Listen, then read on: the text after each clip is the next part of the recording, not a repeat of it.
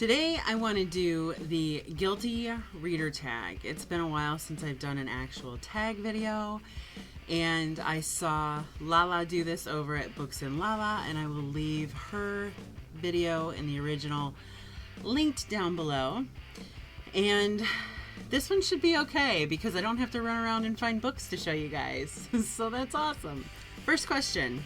Have you ever re-gifted a book that you were given? No, I haven't re-gifted any books. However, I do get rid of books that I have no interest in keeping.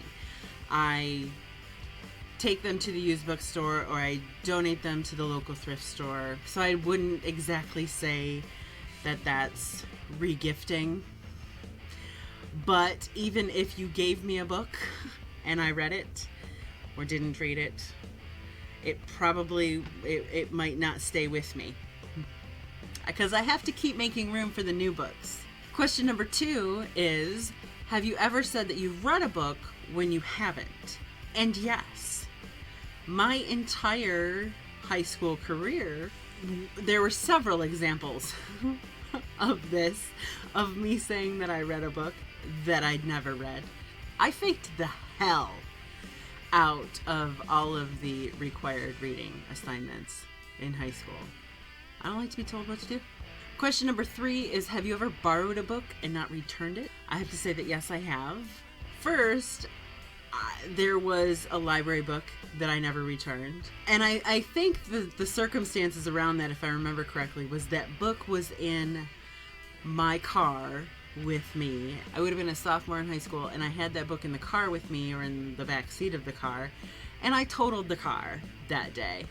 And it got towed. I want to say when we went back to get all my stuff out of the car that book was damaged. I don't know. It was 20 years ago. But I've also borrowed books from my mother and never returned them, because when I was in my late teens, early 20s, was right around the only time in my mother's life that she was a voracious reader. And so I would peruse her shelves for books that she had already read. I would take them home with me. I would read them. And then when I returned, the pile would be short any books that I liked and wanted to keep.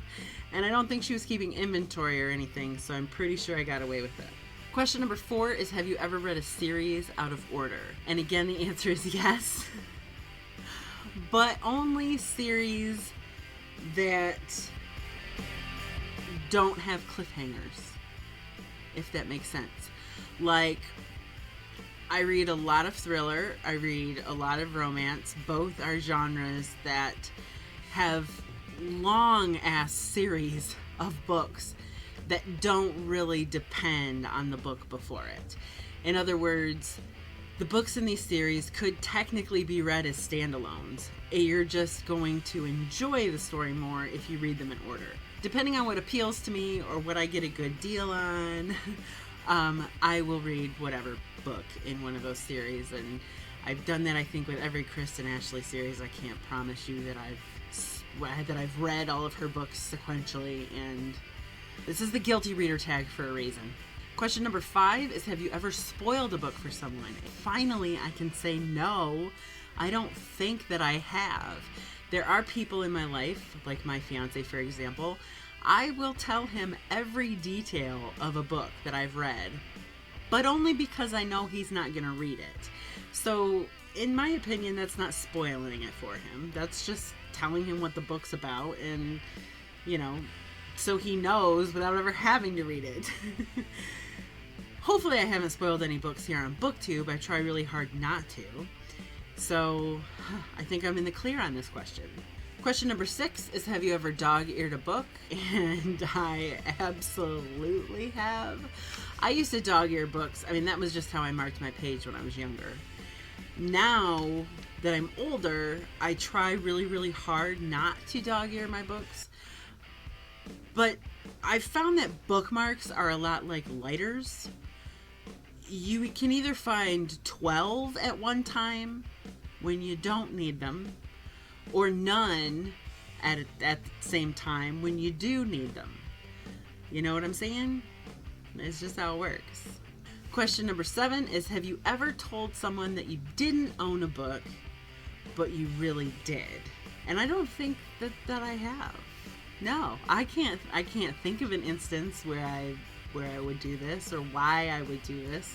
Question number 8 is, have you ever told someone you haven't read a book when you have? And I also don't think that's true. I'm very honest and forthcoming about books that I read. I guess maybe there are some books that I read that if somebody flat out asked me if I've read it, I might pause and be like, no. But they're not books that anybody would ever think to ask me if I've read. Question number 9 is, have you ever skipped a chapter or a section in a book? Mostly this happens in books that I'm bored with. I don't know that I've ever skipped an entire chapter unless I've straight up DNF'd the book and just read the last bit to just for closure. But I do skip sections of books quite often, depending on what the book is and who the author is. There are some authors out there that get so into description, like descriptions that we don't really need, that I will kind of scan those, kind of like, no. The other thing is I've read a couple of books with footnotes in them. Punch Escrow had footnotes, and Nevernight by Jay Kristoff has footnotes. And I'm not going to say that I'm not reading them. I am, but I'm probably skipping some of them. Okay, this is a very important discussion. If the footnote falls at the end of a paragraph, it is a given that I will read the corresponding footnote. If it falls in the middle of the paragraph, or God forbid, in the middle of a sentence, no. By the time I've gotten to a good stopping point, I've forgotten that footnote existed, and I'm not reading it. Yeah. So, there you have it.